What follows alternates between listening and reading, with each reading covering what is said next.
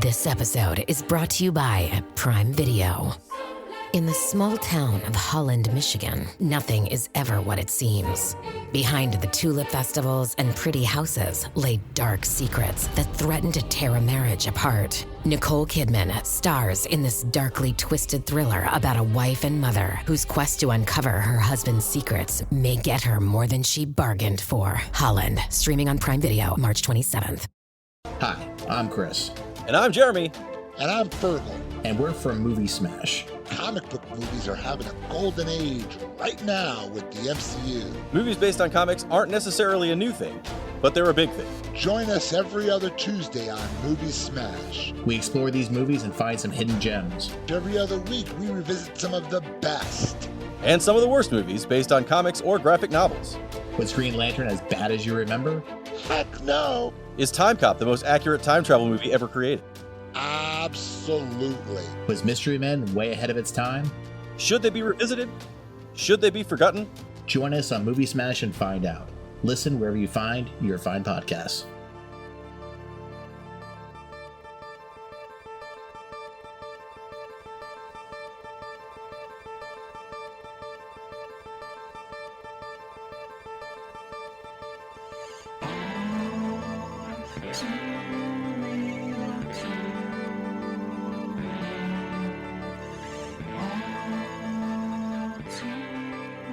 Okay, everybody, welcome to the latest episode of All Too Real 2. My name is Michael E. Cullen II, and with me, as always, is... Sesame, Munchie, and Carta. It's a short name this time. Yeah. It's only 2 syllables. Yep, 2 for syllables your for middle and 2 yeah, brain cells. for 2 brain cells. Is that all you have left? Yep, after watching this, I'm lucky to actually have 2 left over. Maybe I can ask Munchie for some extra, because he's apparently so powerful as a being. Yeah, maybe you can ask for some beans. Yeah, maybe he's a piece of shit, but it's... Sorry. No, you shouldn't Already... You probably shouldn't ask for a piece of shit, because... No. Because he would deliver it to literally. I'm sorry. This movie made me so angry. I actually felt bad during and after watching the movie. Like, it actually affected my mood in a not so great way. If anyone's ever seen this movie, the character is absolutely terrifying. Like nightmare fuel shit. Like, if you watched this when you were a kid, I don't even know, man. Like you would not sleep for a month. So yes. So we're venturing back into the universe of Munchie. The Munchie MCU. Yeah, MCU. The Munchie. The other MCU. Yes. The 2 movie universe. Possibly 3 if you consider Munchies, which is not really related, but it's kind of related. It's a horror movie that's more like Gremlins or something. So we've already covered the movie Munchie, which came out in 1992. It was such a great, film, with critical acclaim that, just burst onto Hollywood and changed the way movies were made forever. That they decided that, hey, we need to make another one and cash in on this greatness. You got Munch on the Munchie. Yes. I think you know what I'm saying. Yep. You got to take advantage of it. Just get the munch while it's hot. And we decided to come up with a movie called Munchie Strikes Back. Yeah, which doesn't make any sense. Strikes back at what exactly? If the place there's violence or some kind of revenge. But revenge against whom? Is it just because somebody was like, we need a title for a sequel, and Star Wars had The Empire Strikes Back, so we'll just do that too? Yeah, I guess. I mean... Yeah, at least Jay and Silent Bob Strike Back makes sense. Yeah, because... Yeah, no, it does. It's Hollywood. Yeah. It's just so fucking stupid, man. Like you're saying too, it's got some of the same actors, but they're playing different characters. And it's like in the one guy, it's like he has the same revelation about anyways, I'll get into that because I don't want to ruin it. Get into it once we get there. So this movie was directed by Jim Wynorski, who directed Munchie. as well as Little Miss Millions, Ghoulies 4, Chopping Mall, Dinosaur Island. Wait, Chopping Mall? Yeah. I actually was thinking of suggesting that for one of these days. Maybe we'll cover that. Vampirella. I'm just kind of scrolling through here. The Escort 3. Wow. The Bear Wench Project. Oh my God. Really? His most recent, he's got like it looks like he's got a lot of these like I don't know, sexploitation type movies. He's got like The Witches of Brestwick. Oh my God. Really? Bear Wench, the the final chapter. I mean, War of the Worlds 2. That's not. Busty Cops 2. Oh my God. Really? The Breastford Wives. The Da Are these Vinci like softcore porn? the Da Vinci Co-ed. I like that title. Are these like softcore porn? Yeah, it's kind of good line, but Yeah. are these like softcore porn movies or like? It probably. Wow. He's also got Cleavage Field, which looks like all these are all of these have to be either softcore or just like regular pornography. He went from Munchie to he co-directed a movie in 2009 with Andrew Stevens, who appears in this movie, called Fire from Below, which stars everybody's favorite fascist Kevin Sorbo. Oh God, dude, it's in everything that's like B-rated or C-rated. Yeah. Yeah. He'll probably be getting the Kennedy Center honor soon, I'm sure. Oh yeah.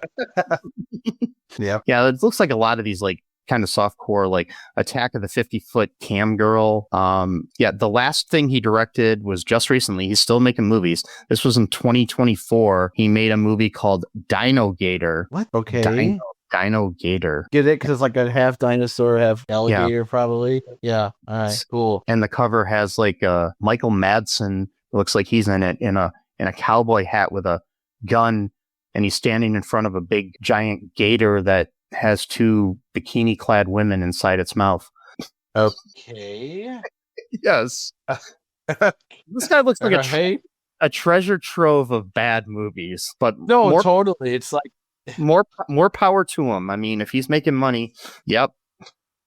I mean, if that's his niche and he's leading into it, it's like, hey, I wanted to do Citizen Kane, but maybe now I'll just do Citizen Jane or something like that. I don't know. And sorry, that was really stupid. Citizen Lane. No. Yes. Citizen Lade or something. I don't know. Anyways, we'll work on that. So anyways, he wrote it. It was written by him. The movie was written by him and co-authored by R.J. Robertson, who after this only did one other. He wrote the original Munchie, but he also did one movie after this called Star Hunter. The movie stars Leslie Ann Down as Linda McClelland, Andrew Stevens, who's back as a different character, this time as Shelby Carlisle, Trenton Knight as Chris McClelland. We have Howard Hessman as the voice of Munchie, replacing Dom DeLuise from the first movie. So even Dom DeLuise probably read this script and was like, nah. No, not doing it. And so they were like, we'll get the guy from WKRP in Cincinnati to do it. Sure. We got Agnes Scrim is returning, who people know from the Phantasm movies as the tall man, as Kronos or whatever his name, Kronos or whatever. He's the like heavenly being who sends Munchie back to Earth. For some reason. Yeah. He was in the first movie as well. We got John Biner as Coach Elkins. I'm pretty sure John Biner was a Facebook friend of mine when I used to have Facebook. Yeah, when he used to have Facebook, exactly. Fucking meta pieces of shit. We got Steve Franken as Professor M.T. Graves. He was get it. He was in the first movie too. I can't remember who he played, but he was in the first one. Got Natanya Ross as Jennifer. Ace Mask as Mr. Poindexter, the next door neighbor. He was also in the first movie as the principal. So and a bunch of other people. Right. Corey so it's like and his Brett. Yeah. But, okay. Yeah, but anyways. I'm just wondering because if it's like supposed to be like a sequel, but you got the same actors playing different characters actors. Yeah. And like, so everything's like new all over again. But I got a theory, actually. I'll talk about it later because I'm very excited about it, actually. But I want to save it for the perfect time, though. Because I think the theory, I think it adds up. I really do think it's a good. I just came up with it like right before we started recording, but I think it. Yeah. So here's the Internet Movie Database short synopsis for this movie. Magical Munchie faces his last chance to avoid exile to a boring constellation.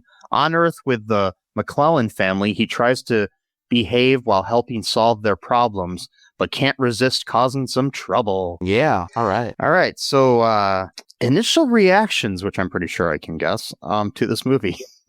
Hated it. No, I think it's one of the worst movies I've ever seen.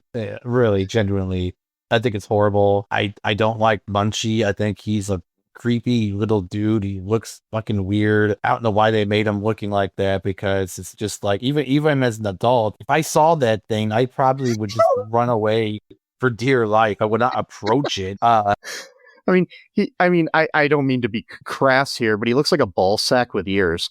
And that's good. Yeah, it's a good description. It's like, Jesus Christ, man. Like, oh my God. And big eyes. You got, yeah, I don't know, man. It's just, Jesus, why? Like, whatever. I'm not even gonna get into it. It's just like sad almost that. See, the thing is too, it's like, what gets me is, it's like, why have the same actors play different characters? Because then you're just like redoing the first movie. Then why not just hire new actors to play the new parts of people? I mean, like, I just don't. Whatever. Maybe because of budget thing or something. I have a feeling it's like budget things, or just he's friends with these people and he works well with them, so he figured, hey, you know. I guess. But I can't wait to tell my theory later on, because I think it's really popping. I really do. Popping fresh theories. Anyways. Popping fresh theories. There you go. That's a good one. I like that. Write that one down. All right. Yeah. Yes. So, what goes on in this? Yeah. Good segue. Oh, by the way, I just thought all two Poppins. We could all we do is review Mary Poppins, just talk about that movie. No, I don't like that movie that much. I wouldn't want to do that, but we talk about Mary Poppins Returns, and Saving Mr. Banks, which is about the making of Mary Poppins. Yeah, there you go. And we'll just do like one line by line. No, I'm kidding. Which, by the way, is a really good movie. Is it like the making of? Yeah, it's about Tom Hanks plays Walt Disney, and it's about P.L. Travers and Disney's relationship while they were making the movie, and how she basically hated the movie. She was the one that wrote it, and then then it goes back to her childhood and stuff like that, where Colin Farrell plays her dad, and honestly, the best performance in the whole movie is Colin Farrell. Oh. I watched that and I was like, dude, he needs an Oscar for this movie, but it just didn't. Yeah, I don't know. It just wasn't the thing, but it's a really good movie. It was released by Disney, so it's sanitized. The story is not really completely fully believable. Maybe we'll do a classic all too real and cover that sometime. Classical. Yeah, classic. So anyway, so what happens in this movie is, it looks like in the beginning that it's the kid from the first movie, and he's like a little bit older now. Or is that just a completely different kid altogether? It's the kid from the first movie. Okay. And he's like 2 years older, obviously, but yeah. But he's like a teen now and stuff, teenager. And so not even 2 minutes in, I really want to talk about this, because there's several crimes being committed throughout this movie. Some quite severe, actually. Other ones maybe petty. So like not even 2 minutes in, I think it was about minute 45, Munchie commits the egregious act of terror in a public school, bombing, more specifically, and I mean like a big bomb, like not just some regular, like we got military grade shit that he got his hands on. Up like school. he blows up the school, so that's already like a double crime, because you've already bombed something, but you bombed a government, essentially a government-owned building, or at least a government subsidized building. Yeah. And then he was saying, let's hit the DMV, another government, state government. It's like, dude, you're going to jail for like your life for this, like for this 2 crimes that you're about to commit. And it's like, someone could have gotten severely hurt or killed in that explosion. How did he know there wasn't like someone like who's going to the bathroom at that time, it was, not in the dance hall, and just ends up getting just blown to smithereens because Munchie wants to impress his friend. I have learned from recent history, though, you can do damage to a federal or public building and then later get pardoned by the president of the United States. So it's all okay. And then immediately get into a shootout with a police officer and get killed during said shootout. Actually, that's totally off topic. There's a podcast called Weird Little Guys by Cool Zone Media, the producers of Behind the Bastards. They did an episode about that guy, and it's really interesting. I mean, I bet you did. Yeah, I mean, he's obviously not a good guy, but it was also he didn't really do a lot of bad stuff the day of January 6th. So that's hilarious. He's like the one guy who wasn't like as crazy as the other. He actually during that day at one point, I mean, he pled guilty and everything and was convicted or whatever, but it's like there's video of him telling people to go upstairs because he had figured it. You can literally see like the look on his face, I guess, where he's kind of like figuring out that the Congress people were probably in the basement, so he was sending the violent people upstairs away from them. Oh wow, okay, that's interesting. Yeah. But I mean, he was still a piece of crap. But anyway, so yeah, I mean so Munchie apparently would have been one of these pardoned people, but this is before our time. And again, you got that's an upcoming Munchie movie. Munchie storms. Yes, Munchie storms the Capitol. That's the third and final movie of the Munchie, the MCU or the other MCU. Yes. And so this explosion was huge. I mean, you gotta watch it on YouTube or something. It was quite concerning. And then within the first 5 minutes, so we got the act of terror, public school, that's multiple felonies, probably already spending life in prison for that alone. Then the intent to bomb the DMV. Yes, didn't go through with it, but the intent was there, which I'm pretty sure that also probably taxed on some extra years just for that. And then within like 5 minutes of the movie, we get our boy Andrew Stevens playing a different character who dresses and looks the exact same way as the old character does. Also has a similar personality, except for in this one, he's like a really successful businessman, whereas the first one, he was like a coach or something. Yeah. And in that one, he was going to be the kid's stepfather. In this one, no, he wanted to just cut the middleman out and just like try to sexually assault the kid's mom, like at work, just like without even like proposal. Because the first one, he was at least putting some effort. He's putting on some nice music, making a nice dinner. He was trying to really, make it romantic. This time, he's like, no, I want to fuck you. Who cares about any? So his character has devolved in many ways. Yeah, and this character's married and has kids and everything, and he's still like he's sexually harassing all the women at work. That's right, not just her; it was everyone. Yeah.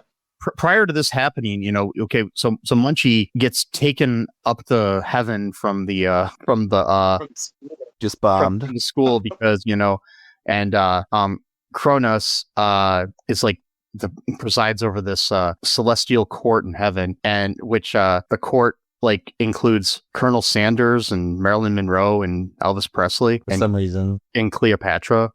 I guess I don't know why, but yeah. Yes.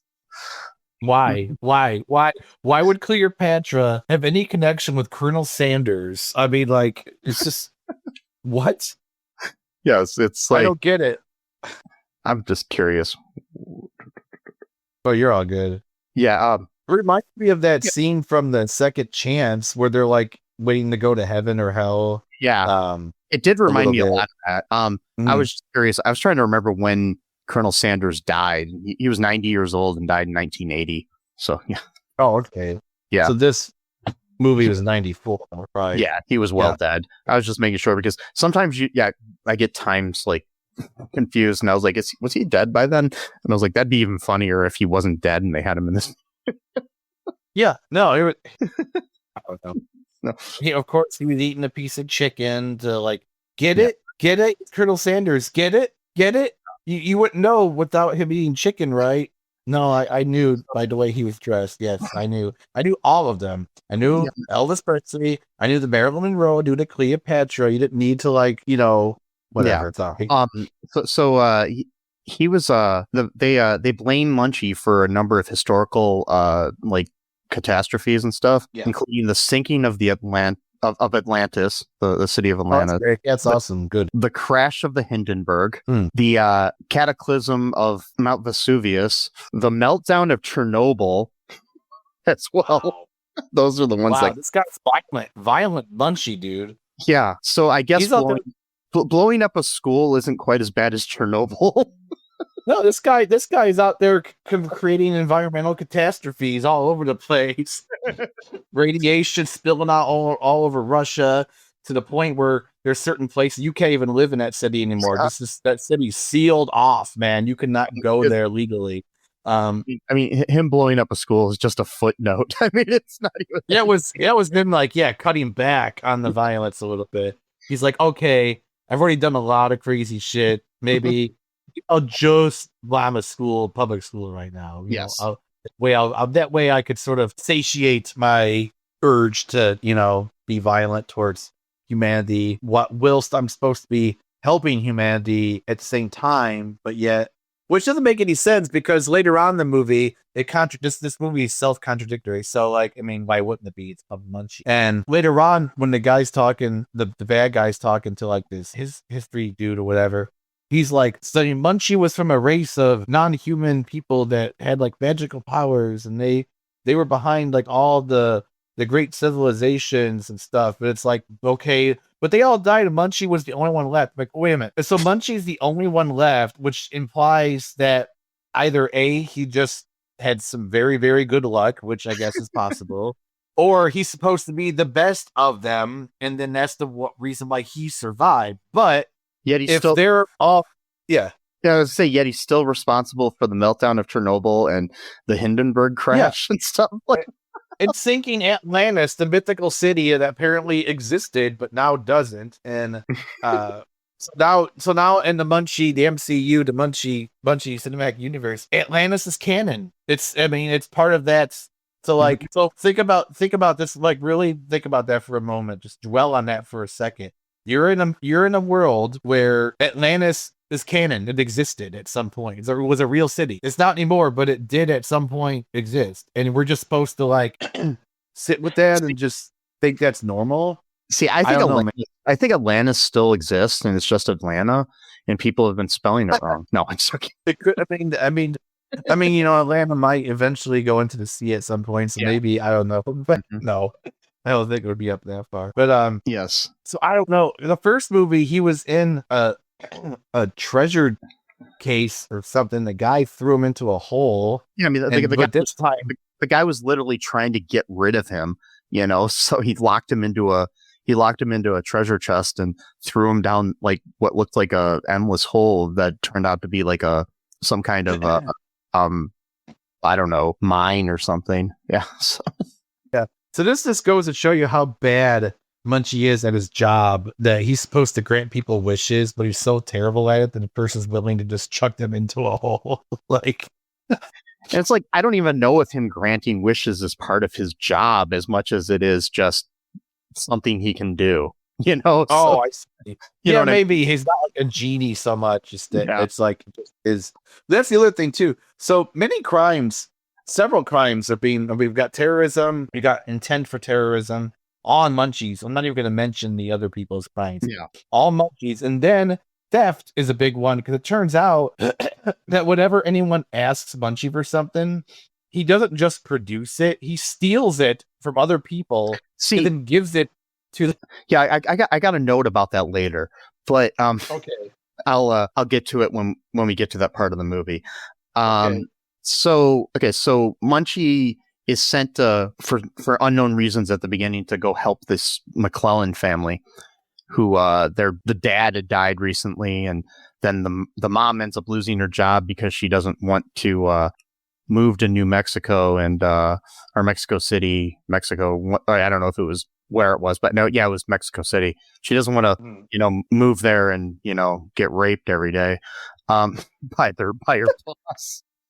Plus, too, he was saying like a week from now. I'm like, dude, what? Yeah, Like, okay, yeah, I'm gonna pack up my whole life, including my kid, and then move to Mexico City in a week's time. What? Oh, well, I Okay. mean, to be fair, the way the American government's been operating lately, they've decided to make all the people that were working from home go back to work, and then they're placing them because they don't have enough places to put these people that have been working at home for years.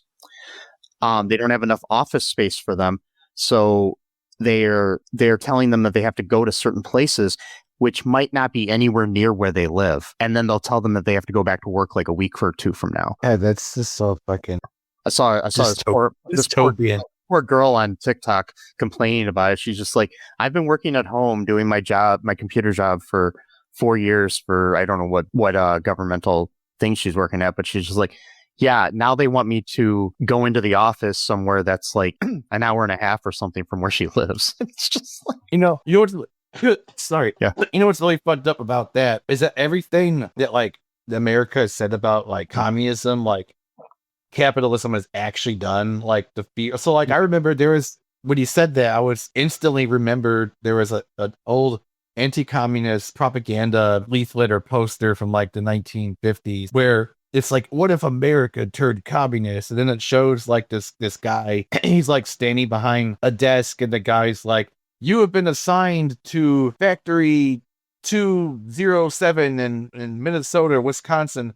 And he's like, but sir, I live like in Ohio. It's like, well, you on the job, so that's what it is. And they're like, you see, in communism, you don't get to decide what your job you do or where you do it. Now it's like, by the way, you better move 500 miles from home to do it. It's just like, what?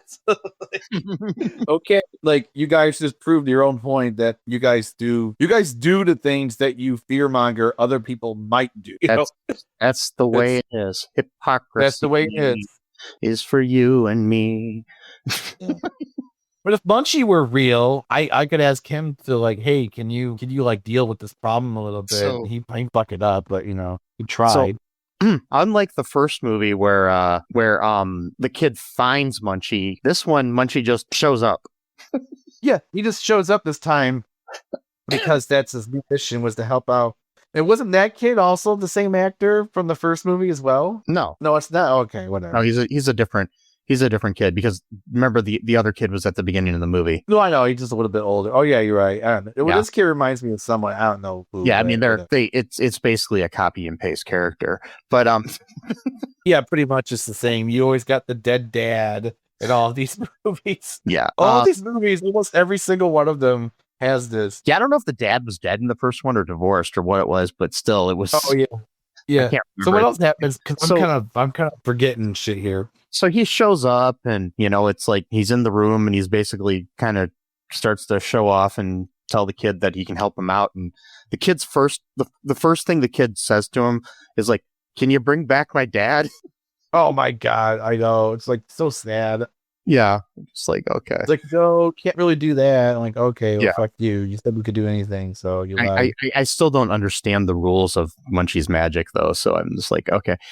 But, I don't think there already are any rules. I think it's just completely chaos magic at this point. So first he asks him for this like video game thing, like 40-inch monitor that is like a racing game sort of thing.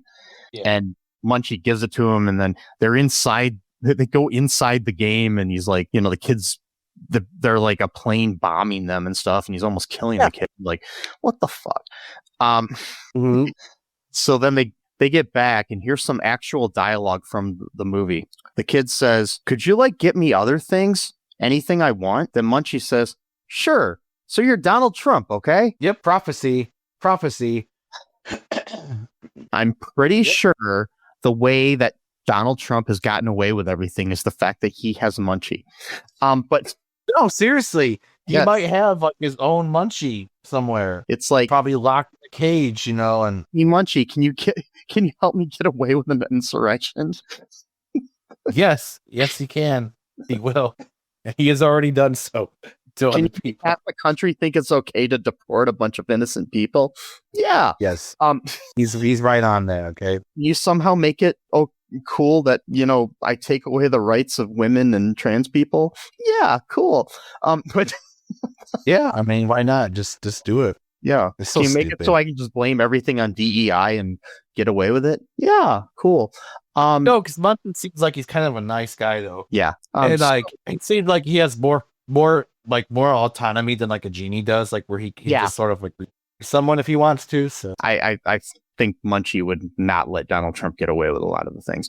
no. So, at our Munchie, but I will tell you, Munchie is a lot more handsome than Donald Trump. it's true. He somehow looks more human.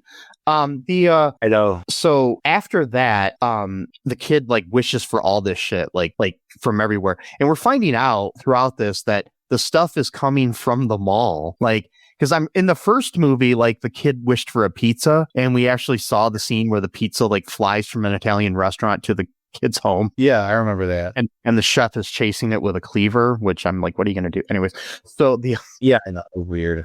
so he's just like stealing stuff basically and putting it in the kid's bedroom and stuff, in Chris's bedroom, and so there's another bit of dialogue here that I wrote down. Munchie says, so basically the kid says, because the mom's coming in, he's like, you got to get rid of all this stuff. And Munchie says, I only know of one way that gets rid of everything you own. And the kid's like, what's that? And Munchie says, Reaganomics. Yeah. There's lots of political stuff in this I know. movie. It's like very odd, Yes. So he says no. Reaganomics and everything disappears and goes back to the mall, I'm assuming, because he says stuff like, it's gonna mess with their inventory or something. It's just like, what the fuck? Yeah, because they fucking don't have it, and now it just shows up all over again. So thanks, Munchie. Now you fucked up someone's work day. So at this point, and from the first movie, we're led to believe that he can't create anything. So I'm gonna come back to that later. Yeah. So what goes on after that? So the bad guy, what's his name? Carlisle, something like that. Yeah, Shelby Carlisle. Shelby Carlisle, great name. He's also a baseball coach, and he coaches the opposite team that Chris is on. And he's like one of these like really hard ass coaches who just wants to win about people like having a good time. You know what the name of the other team is? No. On their shirts, it says the Hillside Stranglers. Whoa. So this guy is like a sociopath, like he's like a murderer or something. And because the Hillside Strangler is like, that sounds like a group of serial killers, like friends or brothers or something like that. Watch out for the Hillside Stranglers documentary tonight at 8 p.m. Yeah, it's like it's Kenneth Bianchi the duo of Kenneth Bianchi and Angelo Bruno, who terrorized women in Los Angeles between 1977 and February of 78. Oh wow, that's great. So yeah, there were several active serial killers. All of the things were attributed to the Hillside Strangler, and there was at least 2 of them. So it's like, yeah. Wow, that's crazy. I was just joking. I didn't realize that was an actual thing. Wow. Yeah. So he names his team after a serial killer, which I guess is an interesting thing to do. And then why would you do that? It seems like you're something very wrong with you mentally. This goes like my theory later. It's like the other teams that they play are like the Zodiac Killer and the Boston Strangler. It's like, what the fuck? Yeah. It's so like, yeah, that goes into my theory for later actually about this whole thing, because I didn't remember the name of the team, but it's so Chris, he's not that great at playing, but he's all right. But the pitcher is always making fun of him for not playing well. He's like some rich kid, some rich brat, always gets all these cool fancy toys. Named Chris, named Brett, which is Brett. perfect. Yeah, perfect name for him. No, I'm not sorry, it's not. I don't know. There's lots of good Bretts, but. So Chris has a crush on his next door neighbor named Jennifer. She plays first base, and he's always like has this like inferiority complex because he thinks that Jennifer likes Brett and that Brett can buy all this fancy stuff. Yeah, it's always kind of jealous, seeing them together. because he just kind of assumes that like they're dating, I guess, but like that was never really confirmed, but that's just assumption. And so what's that? They're like 12. What's that? Well, I was gonna say they're like 12. So like what, this dating stuff. Yeah. Weird some to me. people date they're 12. I don't know. I dated a girl for like 8 minutes when I was 12, but yeah, that's I just say it happens. You know, I mean, I don't know. And so like, yeah, he's all like, you know, maybe he's thinking of like, you know, becoming one of the stranglers and like kills Brett or something like that so he can be with Jennifer.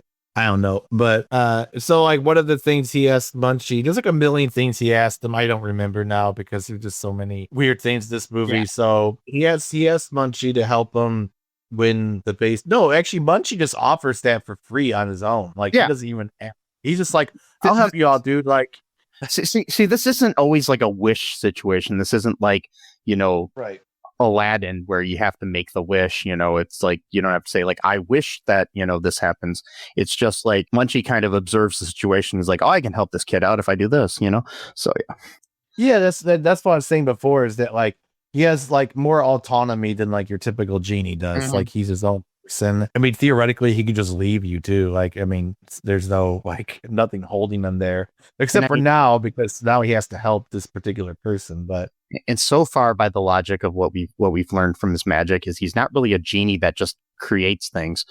You know, he's a thief. So yeah, he's a thief and a plunderer who just takes things somewhere else and then just presents that to Chris, which is not the same thing as giving it to him. The other thing too is like Chris is kind of a moron as well, though, because it's like because there's a scene where his mom kind of snapped at him because she just lost her job, so she's not in a great mood. And she told him to clean his room because the room was really messy. And so Munchie pretty much just cleaned it all at once. Then she came in her room and wanted to apologize to him for how she acted. And then she's like, oh my God, how the room gets so clean. Like, oh no, whatever. So then like she hugs him and she goes to bed or whatever. And then so I'm sitting there thinking to myself, I'm like, okay, so your mom told you to clean your room and you did. So now the room looks spotless. But you just asked Munchie to like bring like one of the biggest like home arcade systems I've ever seen in my life. Probably at that point would have costed a good $5,000 or $10,000 in 1994 money. And like your mom's not going to be suspicious just seeing this huge like video game system that you obviously could not afford. She never either out of the room before she ever entered. So I know, but like if he would have fucked up and like, because he woke up and like if she had not woken him up by telling him like breakfast might be ready soon, like without opening the door, she would have opened that door and saw like all kinds of contraband all over the place, and she'd be like, "What the hell did you do? And how did this get up in your room without me hearing anything? Because it's upstairs, so you'd have to." Did you either? Yeah. Did you airlift it? But she doesn't question how fast the room got clean either. It's like no, she doesn't. People in these movies are stupid. So they don't ask any important questions. They're just so happy to have Munchie do things for them, but they never really think about where the stuff's coming from, why he acts so weird. He exists, so it's like Chris somehow cleaned the room in like 30 seconds. It's like. And like you could tell it was actually clean, like he wasn't just moving shit around, like hiding it under his bed, you know, or any of that stuff. Like he was, and so I don't know. So she's stressed out because I will tell you, I worked on the crew for a production of The Odd Couple, starring Jamie Farr and William Christopher from MASH, and me and two other people actually cleaned the apartment in like a minute in between scenes because it was supposed to be that Felix cleaned the whole apartment. And we did it in like a minute, but you know, obviously they had everything placed in certain ways that you could easily move it all. So it was, I mean, yeah, true. And so I don't know, man. Munchie basically helps him win the game. Well, two things contribute to him to winning the game. So, and Carlisle's son loses the game on purpose, kind of, because his dad's really pissed him off by telling them to do all these. Like he wanted so. The first thing his dad, Carl, this is how the hillside strangler operates in his own mind.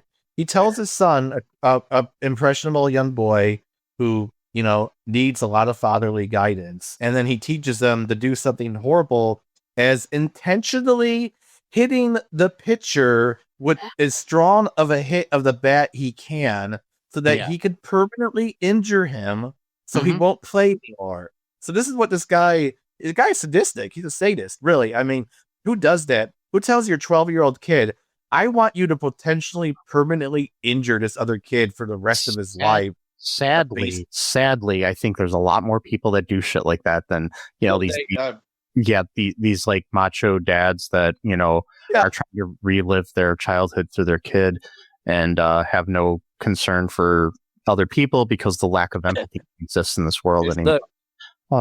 It's the golden age. I mean, the golden days of like when things were great. And it's like, okay, was your dad doing that to you? No. I'm like, oh, okay. So you got to have like great glory days. But now when you're a dad, you're going to be like, no, I'm going to take away. Or in a lot of cases, their dad was doing that to them and beating them on the side and stuff. And so, maybe they're not beating their kid, but they're telling their kid to, beat other kids, and to harm them through severe athletic injury. I also wanted to bring up something too about this baseball game. So there's like this music playing that is like completely almost like legally able to be sued, knockoff of John Fogerty's Center Field song. Yeah, I was thinking that. The music in it, it's like a stupid song, like, it's like, oh, we play baseball, blah blah blah, but it was like it was like the Timu version of Center Field. It's like it's like, put me in, athletic teacher, put me in the sparring match today or something like that. Very like generic version. But some of the music sounded just like the beginning of Center Field, like the music of it. I don't want to hum any of it because I don't want to get sued, but sued, exactly. No, it's like, so like they win the game because I know. Okay, just a little thing. I know every single word and note of Center Field memorized in my head because I worked at the Toledo Mud Hens baseball stadium from when I was 9 until I was, in my 20s. Every summer, and they would play that before or during every fucking game. Right. Yeah, exactly. Yeah. It's so like he's kind of pissed off. So like his dad wants him to walk Chris when his turn to bat, but then he decides not to walk him. He just wants to pitch to him, and then lo and behold, Chris hits a home run that apparently goes into space. Yes. So hold on a sec. This is important for the lore here. So Munchie apparently has the power to have a baseball fly through space and circling around the earth. That's the power level we have of Munchie here. So this is not some small creature here. This is someone who, I mean, we've already seen these bombed school buildings and Chernobyl meltdown and stuff. So. And somehow this baseball leaves the atmosphere and doesn't get damaged at all while it's in space and going all around the world, because I'm pretty sure that it would. No, now with Munchie involved, Munchie has a way to prevent that. So Chris immediately becomes like so super arrogant because he hit one home run and is like trying to like impress Jennifer by asking her to get. He also pitched too. He because the other kid got hurt. So he hit her at one point, and the ball is going all over the place. And when the ball was like going like all wiggly up and down and everything, so nobody could hit it and everything, and they would get strikes. And then like one point they're like strike 2, strike 3, strike 4, strike 8. It's just like, wait a minute, how do we have that many strikes? And the moment that happened, I texted you when I was watching it, and I said, I hate this movie. Yeah, exactly.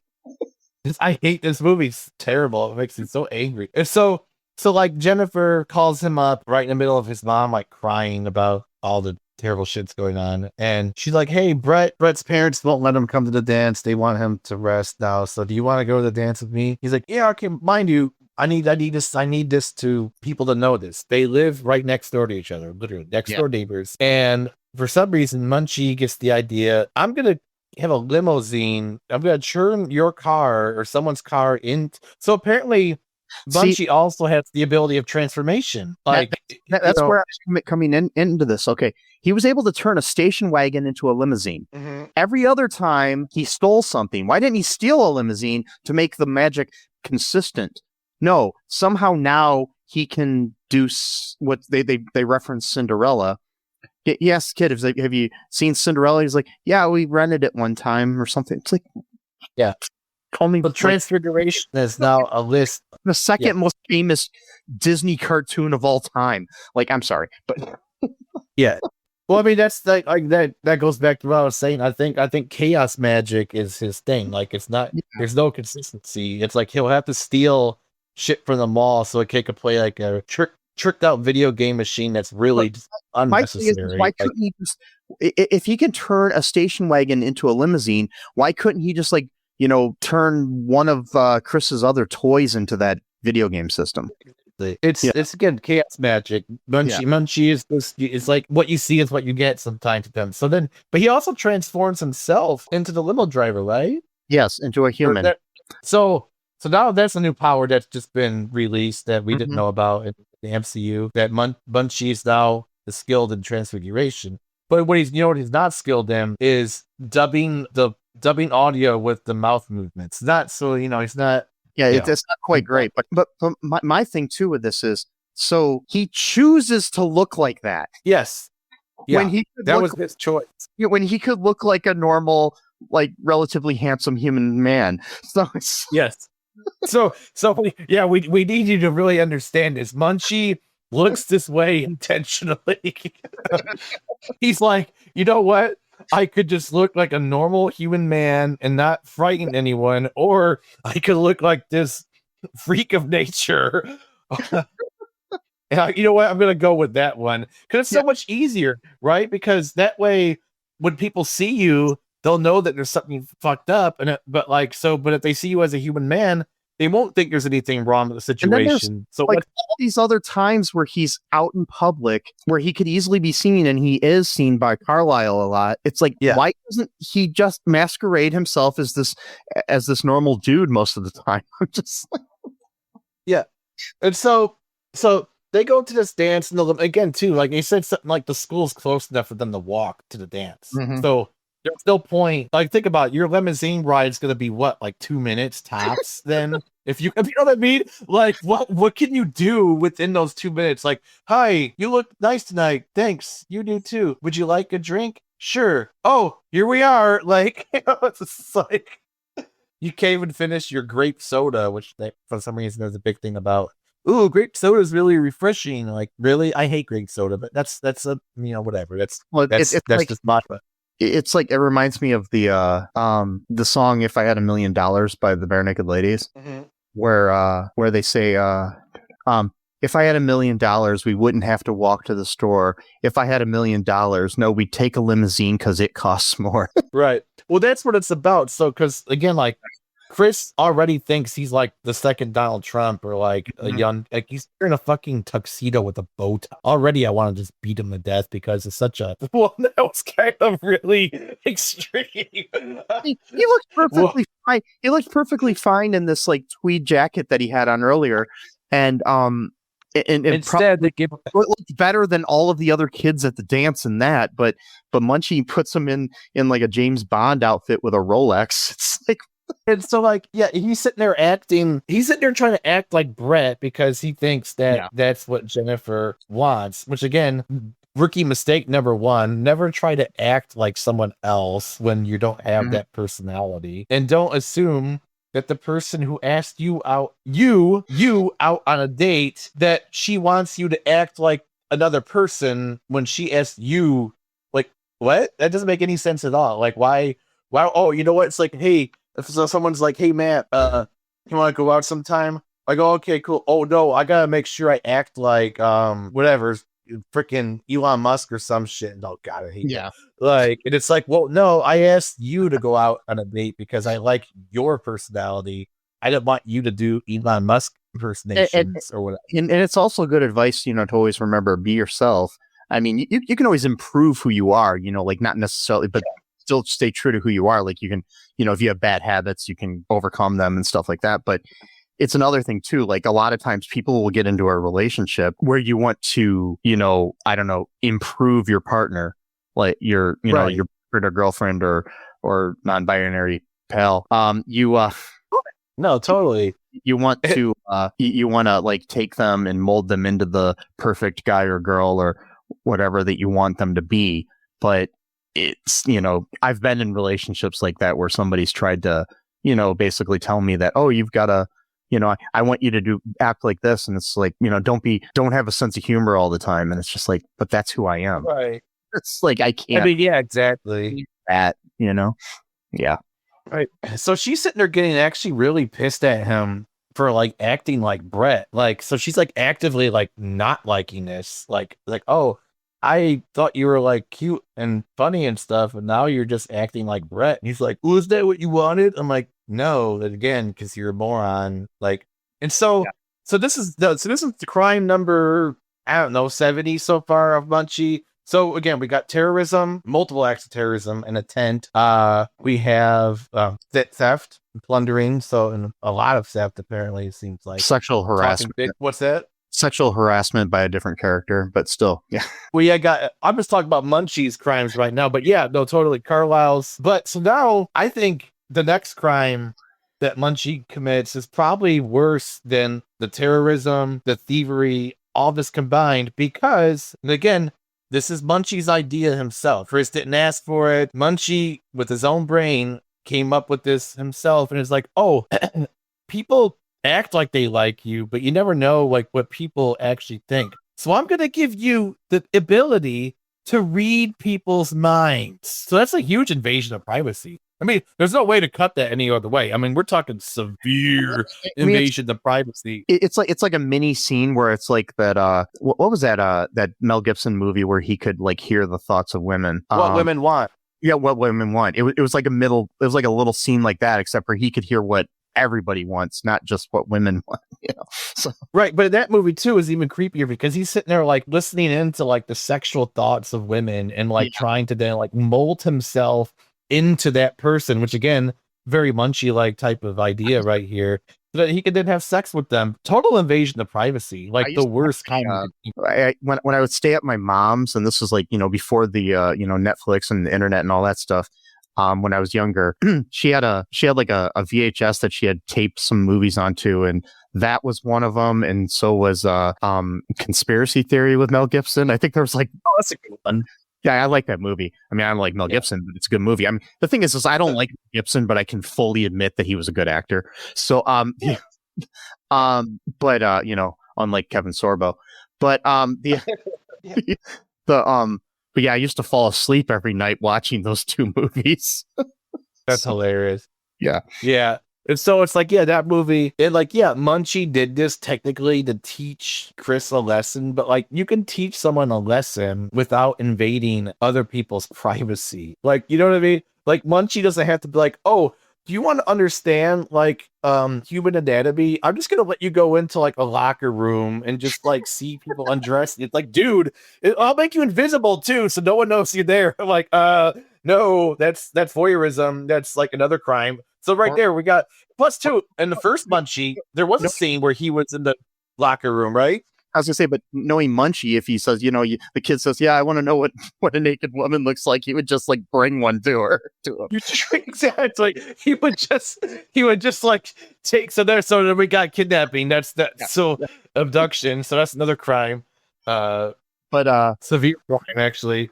Another thing at this dance, the band playing is the same band from the first Munchie movie. And they were also the band that was playing in the beginning of the movie when Sewell got bombed as well.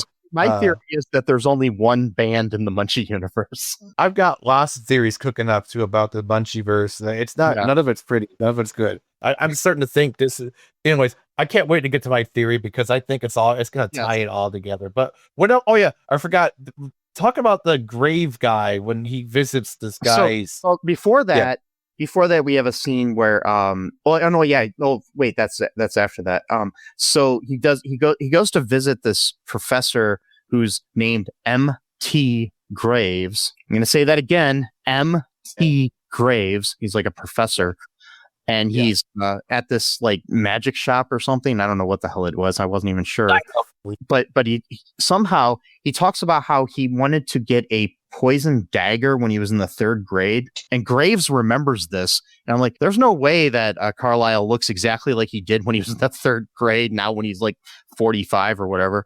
So it's just like, well, maybe this guy's got his own psychic powers, and so he's like, oh yeah, I remember you. Or maybe just because of how psychotic he looked even back then, that he can just like recognize that look like within a person's face. Like even if he doesn't look the same way, he could just see that like sort of manic, like think about it. Again. So crime number 80. So like now we got Carlisle's crime. So he names his team the Hillside Stranglers, named after actual serial killers in California, which is kind of weird.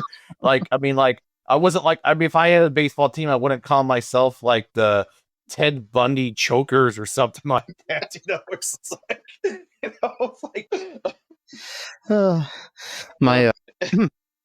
my favorite team, got this football team named Jack the Rippers. Yeah, Jack the Rippers or the Jeffrey Dahmer hot dogs or so. I don't know, whatever. I can't think of anything, but anyway, so it's like, I didn't mean to interrupt you, but like this guy is like a total psychotic that even in the 3rd grade, he wanted to murder one of his teachers. Yeah. I mean, like the reason he's there though, is he got like the guy to like show him this book about the history of Munchie and the Munchies or whatever, so the Munchieverse. Yeah. But after that, then we have so there was a situation where they might lose the house because Mrs. McClelland, Linda got fired because she didn't want to be sexually harassed. Yep. So there you go. That's Trump's world right there too. He's like, hey, just fire her, Yeah. There's so she needed money to save the house. She made like $25,000 or something. Yeah, something like that. And so she looks out the window and a bunch of money is falling down, and she's like, is that snow? Nick, nope, it's not snow. I'm sorry, but if I saw money falling from the sky, my first reaction wouldn't be, is that snow? Because snow are these little, white specks that fall from the sky. Yeah. Not like, inches long pieces of paper. I'm just saying. Yeah. It's interesting. Yeah. So like from the sky, all this money falls, and it's surprisingly the exact amount of money she needs to save the house. Isn't that interesting? Oh, it's the exact same amount. Yeah. Yeah. And so she's on TV talking about it and everything, but then this dude pulls up from who's he works for the it was the FBI or something. No, Treasury something. Treasury Department or something. Yeah, that's right. Yeah. The Treasury Department. Before it was invaded by anyways. So yeah. So he comes up and just basically says that these are the serial numbers on these bills are not real serial numbers, and it turns out that this was like some money from these forgers who were flying above the house, and they threw the money out of the helicopter or plane or whatever, and it landed on the McClelland's yard. So yeah, but Munchie did that. So Munchie is now stealing from people who stole or forged money. So he's not even giving the McClellands real money. He's giving them counterfeit money. So yeah. So thank you for that, Munchie. Now you got federal crimes being levied against this poor woman. Like, I mean, if they wouldn't have been on TV and this guy didn't see them, and he wasn't such a nice guy that works for the Treasury Department, they could be in prison. It's like, yeah, no, seriously. So thank you, Munchie, for that, I guess. So it turns out, like later on, she gets offered a job at the Treasury Department from this dude. Yeah, he's like, yeah, just come in and just fill out an application. He's kind of like, you can tell he's kind of got a thing for her. So, he's like, so, maybe, Chris has got a new stepdad here. Yeah. Maybe. But it reminds me too. So like in one scene, was this later or was this around the same time where he reveals that he had like his own Munchie when he was like a kid? Yeah. Like his own. So what was that all about? There was no explanation about that. So this guy does have my favorite line in the movie though. Oh yeah. What's that? at one point, I can't remember what the mom said to him, but his response to her is like, "I work for the government, ma'am. I'm not paid to think." Yeah, that was a good one. I like that. Yeah. So, God. What happens after that then? so then, while they're gone, at the police department or the treasury department or wherever the fuck they went,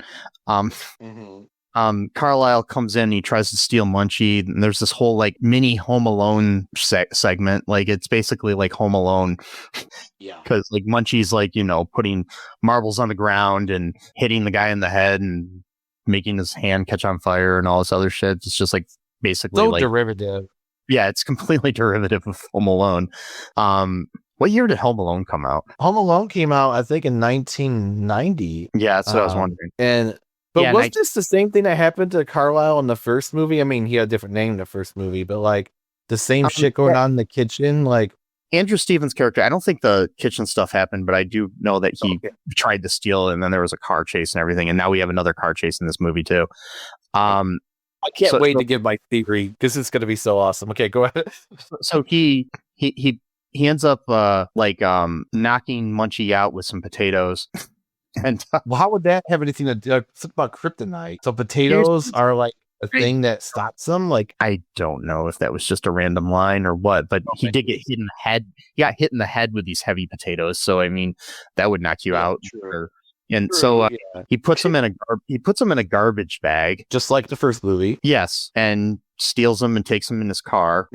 And then the Treasury Department guy and the McClellands go chasing after him, and Munchie wakes up in the back seat and he's like making the car do all crazy shit, and it gets in a big wreck and everything, and the cops end up arresting him, and then the car explodes and we don't know where Munchie is. So he got out of the car during the car chase. He like made himself disappear. Yeah, but the poor kid didn't know this and just basically right. No, you're right. Sorry. Yeah, I know what you mean now. Yeah. That's right. He didn't. So he's like Munchie. So yeah. Oh my God. So then what happens? So then the guy is like the government guy is like, he'll be all right. He was like if he's anything like my friend, then he'd get. It's like I want to know so badly now. This movie like gives you like little nuggets of stuffing, but then like they don't like if like you don't get any knowledge about it after. So like okay, so now we've established that Munchie has like all kinds of weird powers that we didn't know he had, but they're only selectively applied. So that's another interest. So is it because he's got a power level where he can't use all of his power at once because he like depletes himself, so he has to like pick and choose like when to like use his full form or not. And then this guy's saying that he had like his own version of Munchie. Is this the same race as the other Munchies? Because we were told that all the other Munchies died. He was the only one left. So, or is this like a cousin race that's somewhat similar genetically to the Munchies? But you got to ask these questions, Mike. These are the important questions that the Munchie universe. Like we call ourselves the Munchers. So sorry, that sounds bad. That's our favorite. Super fans call ourselves Munchies. I will tell you, his name makes more sense in this movie than the first movie. Because in this movie, he's like always hungry. Yes, he is. He's always wanting to eat something. Which again, why can't he just steal it from somewhere and then give it to himself like he did in the first movie with the pizza slice? But so the car explodes. Can I go to my theory? I've been dying to go to my theory. Can I go? Yeah. Okay. Oh no, sorry. There was one last thing where he gets shot back up into heaven, and what's his new assignment that he's given? Oh yeah, basically at the end Munchie, we think Munchie's gone, but he appears on the kid's TV in his bedroom and tells him goodbye and stuff, and then he gets shot back up into heaven, and we see that one of the people on the council we didn't see before was actually Chris's dad, his dead dad up in heaven. So yeah. Wow. It was awesome. In the weirdest fucking scene ever, he's like looking right at the camera, and like he looks like he's like like one of the children of the damned or something. He's just like I know. It's so like jarring. But then the people up there decide, hey, he can go back and help other people. There's somebody else that needs help, and Kronos gives him a picture of the next person he's supposed to help, and it's Bill Clinton, who was the current president at the time. So Which I don't really understand because this was pre-scandal Bill Clinton. This was before the Monica Lewinsky thing. So it's not like, what was the scandal? I don't think there really was a scandal. I think it just might be like, oh, your next assignment is that you have to help the president.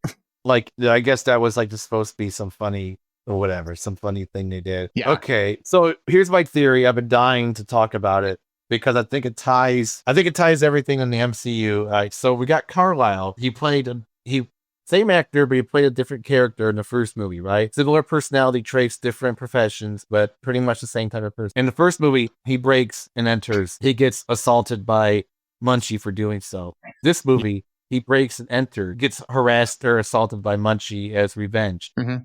First, both movies, he catches Munchie and puts him in, I think the first one was a treasure chest, and this one is the garbage bank. No, you put him in a garbage bag in both of them. Okay, all right, cool. So both times he's the first person to acknowledge, like everyone else, like when they would see something like a creature like that, they would like just positively freak out and recoil.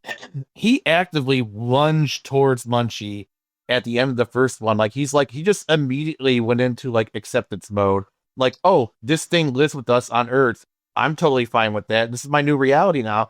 And he tried to capture him so that he could use his power for himself. Both movies, both into the car chase, both not an explosion, I think, in the first one. But here's the big one. At the end of the first Munchie, he gets sent into a psychiatric ward, and he has to live there. So I'm starting to thinking, is this whole thing in Carlisle's head? Is he just replaying the Munchie movie, but instead he rewrites himself into a different character with similar personality traits? Or if you want to go for a double theory, what if this whole thing didn't exist at all and he was already a psychiatric patient and he just his mind came up with the whole Munchie verse on its own? So all of this could just be in the mind of Carlisle or whatever his name was in the first movie. Maybe it's all inside the head of Andrew Stevens, the actor. It could be. Yes. We'll do like a meta thing. We'll go with triple. Yeah. We're gonna triple on this. Yeah. Yeah. Oh my God, dude. It's just like, so yeah, that's the end of the movie. Yeah. And so on Wikipedia here, they got a little section about the critical response to this movie. Yeah. I wanted to read it because I find some interesting here. Okay, reviewers generally found the movie a poor sequel to Munchie. TV Guide offered that Munchie Strikes Back turns an annoying, no-budget children's movie into an annoying, no-budget children's series. And in considering the film's attempts at humor, wrote, the film is sort of ill-considered comedy in which a little league team can be named the Hillside Stranglers and big laughs are expected as well from the sight of a woman kicking a dog. Oh yeah, forgot about that part. Yeah, animal abuse. Yeah. X Entertainment was only slightly less harsh with its review, saying the series saw its last hurrah in a movie we're reviewing today. 1992's Munchie, or 1994, I should say 1994, Munchie Strike Back. Assuming that at least some of you have seen Munchies, throw away everything you think about the lore. The last two films were entirely different, strictly for kids. Which the first one is actually a horror movie, so I don't know what they're talking about. It's for this reason that I'm having trouble calling this pile of shit a pile of shit. Wow. Putting myself in the mindset of a 7-year-old, it's not too terrible. Can't really recommend it as fodder for your bad movie nights. Stick with the original for those. But if you ever wanted 80 minutes worth of Howard Hessman voicing the poor man's elf, Munchie Strikes Back caters to your unique, pitiful whim. John Stanley gave the film 1.5 stars, denouncing it as watered down kiddie fantasy from Roger Corman Factory. So yeah, that's all. It's totally like this movie. It's like I still don't understand how. I don't know who created. I need to look into it sometime, but I'm not going to now. Who created this fucking puppet that was Munchie? I don't know, man. Like, it's scary. It's terrifying. This is the era. I mean, even Mac from Mac and Me is cuter than this fucking thing. Yes. No, he is. Was that the one where it was like basically like one long Coke commercial, or is that a different It was a one? Coke and Sears Pepsi. and McDonald's commercial where Ronald McClelland was actually in the movie. Um, Yeah, and then like at the end, that's right, because you told me at the end of that movie or near the end where the store explodes. You said the original they shot him or something. yeah, Or they're like, no, we can't do that. We probably can't have him get shot. yeah. Oh boy, that was the poor man's the Timu ET. Yeah, the TV. Yeah. This is Oh like my God. this is like this movie franchise is like Gremlins and ET. Mutation, like Had a baby while they were both high on meth. But hang on. It's just like I don't know. So There you anyways, go. any other thoughts here about Munchie Strikes Back? oh no, I want to just forget about this movie. Yeah. I'd really like to erase this movie from my memory, but I don't think I'm gonna be able to. It's one of those like I wake up every day, thinking, oh wait, life is good. Oh wait, no, Donald Trump is president. This is one of these things where I think I'll wake up every day and think, oh, life is good. Oh no, wait, Munchie exists. Munchie exists. Exactly. Yeah. So yes. Anyways, folks, hope you enjoyed this episode. Be sure to check out all2real2.com. We got links to all of our social media that we have on there. We're on Blue Sky and Instagram and Facebook. We still have pages on there. Stuff like that. Check it out. All2real2.com. Check out our TeePublic on there. Check out our Patreon. And give us a couple bucks if you can. Help us out. We don't get paid really anything for this show. So if you want us to keep doing it, help us out if you can. If you can't do that, on those social media platforms, share the show. If you like the episode, share it. Give us a 5-star review on Apple Podcast or Spotify or wherever you can.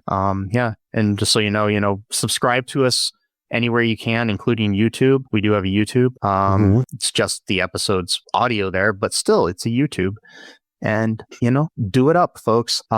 Just remember that you can find the show on Apple Podcast, Spotify, anywhere you can find your fine podcasts, including where you're listening to it right now. But anywhere you're listening to it, you can subscribe. Do that. Subscribe. Did I say subscribe? Yeah. And just remember, folks, that I love you. Munchie is a nightmare. Yes. Sesame loves you. Yeah, I do.